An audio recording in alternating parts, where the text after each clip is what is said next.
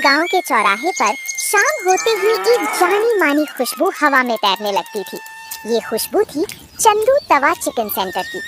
चंदू पिछले 5 सालों से गांव के चौक पर अपना ठेला लगा रहा था। उसका तवा चिकन इतना मशहूर था कि आसपास के 3 गांव के लोग यहाँ खींचे चले आते थे। लेकिन पिछले कुछ हफ्तों से चिकन का भाव आसमान छू रहा था।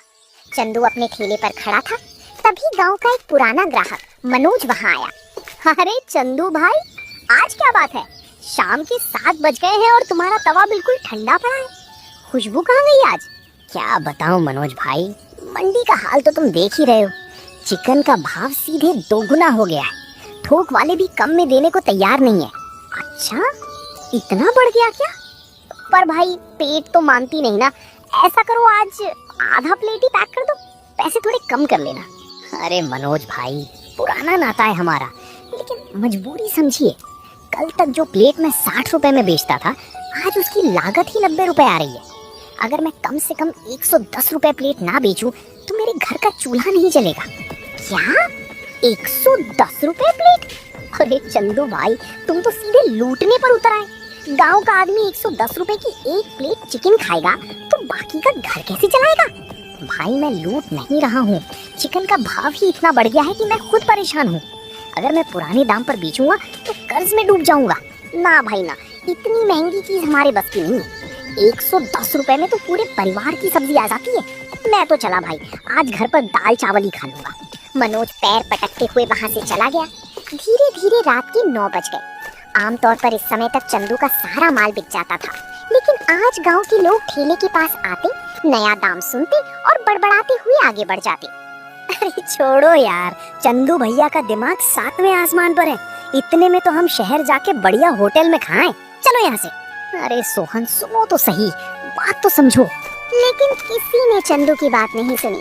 रात के 10 बजे चंदू भारी मन से अपने ठेले को ढकेलता हुआ घर की तरफ चल दिया। उसके दिमाग में बस एक ही चिंता थी, अगर यही हाल रहा तो कल से घर का राशन कैसे आएगा। अगली सुबह चंदू जल्दी उठ गया। उसे लगा कि शायद आज मंडी में चिकन के दाम कुछ कम हुए होंगे। वो सीधे शहर की बड़ी मंडी पहुंचा, लेकिन वहां दुकानदारों ने साफ कह दिया कि दाम कम होने में अभी महीनों लग सकते हैं। चंदू खाली हाथ गांव लौट आया। शाम को उसने फिर हिम्मत जुटाई और थोड़े से चिकन के साथ ठेला लगाया। दाम वही था, 110 रुपए प्लेट। शाम ढल चुकी थी, पर चंदू के ठेले पर सन्नाटा पसरा था। तभी गांव के मुखिया जी वहां से गुजरे। क्यों चंदू बेटा, आज दुकानदारी कैसी चल रही है? कल मनोज कह रहा था कि तुमने चिकन का दाम बहुत बढ़ा दिया है। प्रणाम मुखिया जी। क्या करूं, मजबूरी है। मंडी में चिकन का भाव इतना बढ़ गया है कि पुराने दाम पर बेचना मुमकिन ही नहीं है। घाटा सहकर कब तक धंधा करूंगा। तुम्हारी बात सही है चंदू, लेकिन गांव की परिस्थिति भी तो समझो। यहाँ लोग रोज कमाने खाने वाले हैं। जब तुम अचानक दाम दुगना कर दोगे तो लोग तुम्हारे पास क्यों आएंगे? देखो, आज पूरा चौक भरा हुआ है, पर तुम्हारा ठेला सूना है। मुझे खुद अच्छा नहीं लग रहा मुखिया जी। 5 साल से लोग मेरे हाथ का स्वाद पसंद कर रहे थे। आज वही लोग मुझे लालची समझ रहे हैं। कोई मेरी मजबूरी समझने को तैयार ही नहीं है। दुनिया सिर्फ अपना जेब देखती है चंदू, तुम्हारी मजबूरी नहीं। अगर दाम यही रहे तो लोग चिकन खाना ही छोड़ देंगे या खुद घर पे बना लेंगे। तुम्हें कुछ और सोचना पड़ेगा, वरना ये ठेला बंद हो जाएगा। समझ नहीं आता क्या करूं मुखिया जी। मुझे तो बस यही एक काम आता है। अगर ये बंद हो गया तो मैं कहाँ जाऊंगा? ठंडे दिमाग से सोचो बेटा, मैं चलता हूँ। मुखिया जी की बात चंदू के दिल में तीर की तरह चुभ गई। रात के 8 बज चुके थे और चंदू की तवा चिकन की एक प्लेट भी नहीं बिकी थी। तभी गांव का एक आदमी ब्रिजेश वहां आया, जो हमेशा उधार मांगने की ताक में रहता था। अरे चंदू भाई, आज तो बहुत शांति है। लाओ, एक प्लेट गर्मा गर्म तवा चिकन लगाओ, पैसे कल दे दूंगा। जाओ यहाँ से ब्रिजेश, आज उधार के लिए बिल्कुल मूड नहीं है। वैसे भी दाम 110 रुपए हो गया है, तुम्हारे बस का नहीं है। अरे बाप रे, 110 रुपए? चंदू भाई, तुम तो सोने के भाव चिकन बेच रहे हो। रहने दो भाई, तुम्हारा चिकन तुम्हें ही मुबारक। ब्रिजेश भी हंसता हुआ चला गया। चंदू ने अपने गल्ले को देखा, जिसमें सिर्फ कुछ चिल्लर पड़े थे। वो समझ गया था कि लोग भूखे रह सकते थे, लेकिन महंगा चिकन नहीं खरीद सकते थे। उसे समझ नहीं आ रहा था कि वो अपने परिवार का पेट कैसे पालेगा। अगली सुबह की पहली किरण के साथ चंदू ने अपनी साइकिल उठाई और शहर की मुख्य मार्केट की तरफ निकल पड़ा। उसने सुना था कि शहर में आजकल लोग चिकन की जगह कोई सोया चाप नाम की चीज बहुत पसंद कर रहे हैं, जो दिखने और स्वाद में बिल्कुल नॉनवेज जैसी होती है, पर कीमत में बहुत सस्ती होती है। बाबूजी, मुझे जरा ये बताइए कि ये सोया चाप क्या चीज होती है? क्या ये सच में चिकन जैसी लगती है? अरे भाई, तुम कहाँ सो रहे हो? आजकल तो बड़े बड़े होटलों में इसकी भारी मांग है।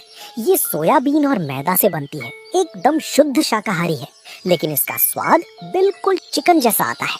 अच्छा, और बाबूजी इसका भाव क्या पड़ता है? क्या ये चिकन से सस्ती है? अरे भाई, चिकन के भाव का आधा भी नहीं है। चिकन जहाँ 200-250 रुपए किलो चल रहा है, ये तुम्हें थोक में सिर्फ 60 से 70 रुपए किलो मिल जाएगी। और सबसे बड़ी बात, ये जल्दी खराब भी नहीं होती। 70 रुपए किलो? यानी अगर मैं इसे तवे पर मसालों के साथ पकाकर बेचूं, तो मैं पुराने दाम पर यानी 50-60 रुपए प्लेट आराम से बेच सकता हूँ। बिल्कुल भाई, तुम इसे ले जाओ, इसमें मुनाफा भी अच्छा है और ग्राहक की जेब पर भारी भी नहीं पड़ेगा। आजकल तो शहर के लोग चिकन छोड़कर चाप खा रहे हैं। बाबूजी, मुझे तुरंत 5 किलो चाप दे दीजिए और इसके साथ जो भी खास मसाले लगते हैं वो भी दे दीजिए। आज मैं गांव में कुछ नया आजमाऊंगा। चंदू ने अपनी जेब से बचे कुचे पैसे निकाले और चाप का स्टॉक खरीद लिया। साइकिल के पीछे सामान लादकर जब वो गांव लौट रहा था, तो उसके चेहरे पर एक अलग ही चमक थी। घर पहुंचकर चंदू ने अपनी पत्नी के साथ मिलकर चाप को छोटे छोटे टुकड़ों में काटा। उसने चिकन वाले ही सीक्रेट मसाले, दही, अदरक लहसुन का पेस्ट और हरी मिर्च का एक बेहतरीन मैरिनेशन तैयार किया। शाम को जब वो चौराहे पर पहुंचा, तो उसने अपने ठेले का बैनर बदल दिया था।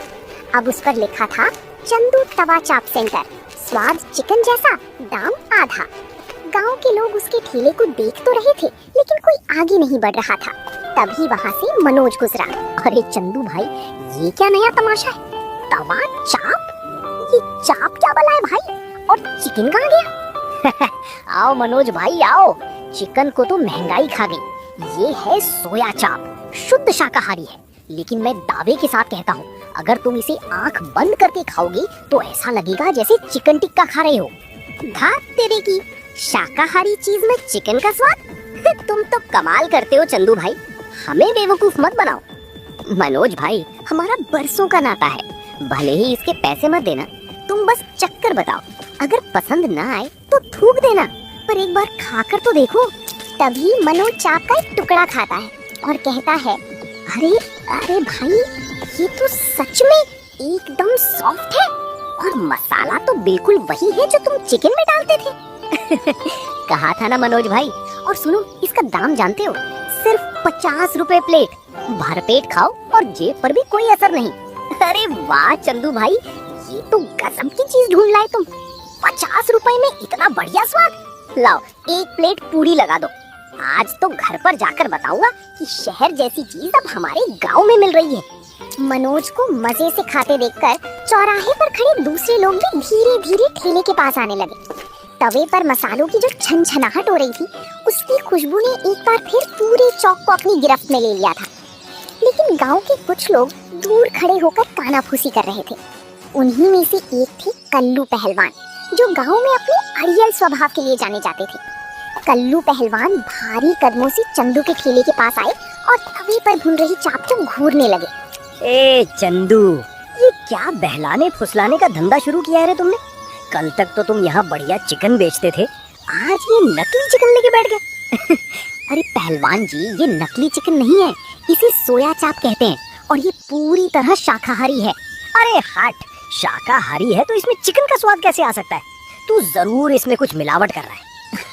पहलवान जी, मिलावट करने के बारे में मैं कभी सोच भी नहीं सकता। ये सिर्फ सोयाबीन से बना है। स्वाद तो मेरे मसालों का है। जो मसाले मैं चिकन में डालता था, वही आज इस चाप में डाले हैं। आप एक बार खाकर तो देखिए। मैं ये घास फूस नहीं खाऊंगा। सब लोग सुनो रे, कोई इस चंदू के बहकावे में मत आना, ये चंदू हमें ठग रहा है। कल्लू पहलवान की बात सुनकर जो लोग हाथ में प्लेट लेने वाले थे, वो भी पीछे हट गए। ठेले पर अचानक सन्नाटा छा गया।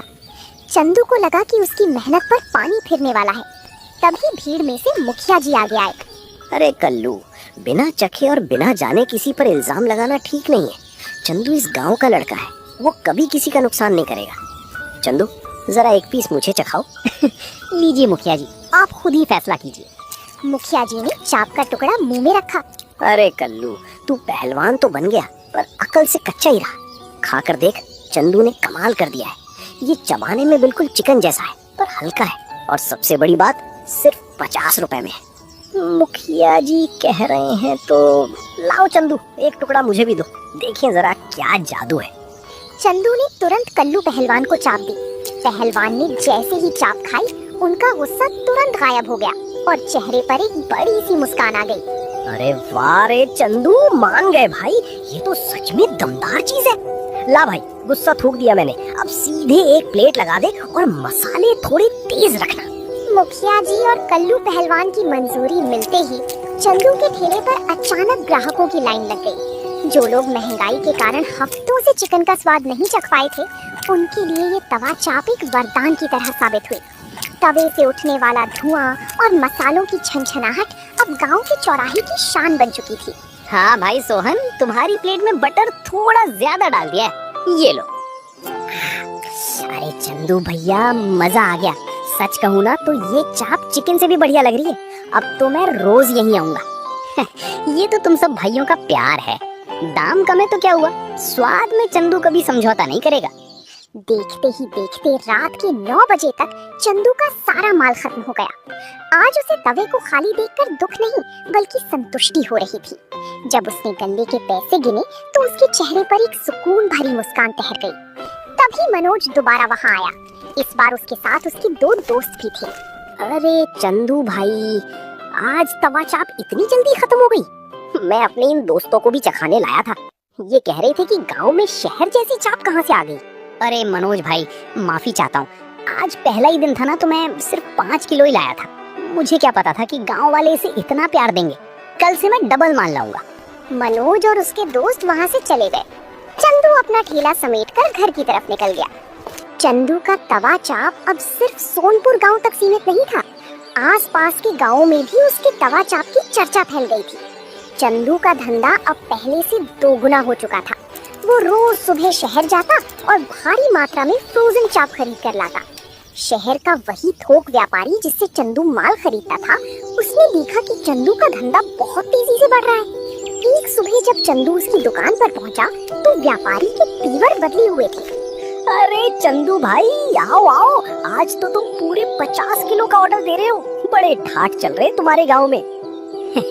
सब भगवान की कृपा है बाबूजी, और आपकी इस चाप का कमाल है। गांव वाले इसे बहुत पसंद कर रहे हैं। जरा जल्दी से तौल दीजिए, शाम की तैयारी करनी है। हाँ चंदू भाई, माल तो तौल दूंगा, लेकिन एक बात है, अब पीछे से ही सोया चाप का भाव बढ़ गया है। कंपनी ने रेट बढ़ा दिए। अब तुम्हें ये 70 रुपए नहीं बल्कि 95 रुपए किलो मिलेगी। क्या 95 रुपए किलो? बाबूजी, अचानक इतना रेट कैसे बढ़ सकता है? अभी तो चिकन का भाव बढ़ा हुआ है, अब इस पर भी महंगाई आ गई। अगर मुझे इतने में मिलेगी तो मैं गांव वालों को 50 रुपए प्लेट कैसे खिलाऊंगा? देखो चंदू भाई, धंधा करना है तो मार्केट के हिसाब से चलना पड़ेगा। अगर तुम नहीं लोगे तो सोनपुर गांव के बगल वाले गांव का मंगत राम तैयार खड़ा है। उसने मुझसे कहा है कि वो 100 रुपए किलो भी खरीदने को तैयार है, और वो तुम्हारे ही बगल में ठेला लगाएगा। क्या मंगत भी अब चाप बेचेगा? भाई, फायदा देखकर तो हर कोई दौड़ता है। अब तुम बताओ, माल लोड करवाऊं या मंगत को दे दूं? चंदू के पैरों तले जमीन खिसक गई। उसे समझ आ गया कि व्यापारी उससे ज्यादा मुनाफा कमाने के चक्कर में है। चंदू ने भारी मन से महंगे दाम पर ही माल खरीदा और गांव लौट आया। उसे समझ नहीं आ रहा था कि इस नई मुसीबत का सामना कैसे करे। शाम को जब चंदू चौराहे पर पहुंचा तो उसने देखा कि उसके ठेले से कुछ कदम की दूरी पर एक नया चमचमाता हुआ ठेला खड़ा था। उस पर बड़े बड़े अक्षरों में लिखा था, मंगत असली तवा चाप सेंटर, प्लेट सिर्फ 45 रुपए। मंगत ने चंदू के ग्राहकों को तोड़ने के लिए दाम और कम कर दिए थे। गांव के लोग जो हमेशा कम दाम की तलाश में रहते थे, मंगत के ठेले पर भीड़ लगाने लगे। चंदू चुपचाप अपने ठेले पर खड़ा ये सब देख रहा था। तभी मनोज चंदू के पास आया। अरे चंदू भाई, ये तो गड़बड़ हो गई। ये मंगत तो तुम्हारे ही धंधे पर डाका डालने आ गया, और उसने तो दाम भी 45 रुपए रख दिया है। तुम क्या करोगे अब? मनोज भाई, धंधा करने का हक सबको है, लेकिन दाम कम करने से कोई किसी का ग्राहक नहीं छीन सकता। देखते हैं गांव वाले किसे चुनते हैं। आइए आइए भाइयों, असली और सस्ती चाप यहाँ खाइए, कोई लूट नहीं, सिर्फ 45 रुपए प्लेट। पुरानी दुकानों पर महंगा खाने की क्या जरूरत। मंगत की बात सुनकर चंदू के कुछ पुराने ग्राहक कम दाम के चक्कर में मंगत के ठेले पर ही रुके रहे। मंगत ने तवे पर चाप भूनकर लोगों को देनी शुरू की, लेकिन जैसे ही गांव वालों ने मंगत की चाप का पहला निवाला मुंह में रखा, उनके चेहरों के भाव बदल गए। चाप अंदर से कच्ची थी और मसालों में वो बात नहीं थी। तभी कल्लू पहलवान वहां आ पहुंचे। उन्होंने मंगत के यहाँ 45 रुपए वाली प्लेट ली और एक पीस मुंह में रखा। थू थू, अरे ये क्या खिला रहा है रे मंगत, ये चाप है या रबर का टुकड़ा। मसालों के नाम पर सिर्फ मिर्च ठूस दिए तूने, इसमें न वो खुशबू है न वो तवे का सूंधापन। अरे पहलवान जी जरा आराम से, नया नया काम है, थोड़े मसाले ऊपर नीचे हो गए होंगे। दाम भी तो देखिए, सिर्फ 45 रुपए है। अरे 5 रुपए बचाने के लिए क्या हम अपना पेट और जीभ खराब कर लें। धंधा करना हर किसी के बस की बात नहीं होती मंगत। स्वाद मसालों से नहीं, बनाने वाले के हाथ के हुनर से आता है। कल्लू पहलवान मंगत की प्लेट वहीं छोड़कर सीधे चंदू के ठेले की तरफ बढ़ गए। उनके पीछे पीछे बाकी ग्राहक भी मंगत का ठेला छोड़कर चंदू के पास आने लगी। चंदू बेटा, लगा एक प्लेट कड़क तवा चाप। आज समझ आ गया कि भले ही 2 पैसे ज्यादा लगे, पर जो स्वाद तेरे हाथ के तवे पर है वो पूरे जिले में कहीं नहीं मिल सकता। ये लीजिए पहलवान जी, आपका भरोसा ही मेरी असली कमाई है। दाम भले ही बढ़ गए हों, पर चंदू स्वाद और क्वालिटी में कभी कमी नहीं आने देगा। उस रात मंगत का ठेला खाली पड़ा रहा और चंदू के ठेले पर पैर रखने की जगह नहीं थी। मंगत के साथ हुई स्वाद की जंग में चंदू जीत तो गया था, लेकिन चंदू के सामने एक बहुत बड़ी समस्या खड़ी थी। शहर का थोक व्यापारी लगातार चाप के दाम बढ़ाई जा रहा था, जिसकी वजह से चंदू का मुनाफा ना के बराबर रह गया था। चंदू को समझ आ चुका था कि अगर उसे 50 रुपए प्लेट में ही गांव वालों को बढ़िया स्वाद देना है, तो उसे शहर के इस व्यापारी की गुलामी छोड़नी होगी। एक दोपहर चंदू इसी चिंता में अपने घर के आंगन में बैठा था। तभी मुखिया जी वहाँ से गुजरे। क्यों चंदू बेटा, आज दुकान की तैयारी नहीं कर रहे हो? क्या बात है, चेहरा बहुत उतरा हुआ है तुम्हारा। धंधा तो अब बढ़िया चल रहा है।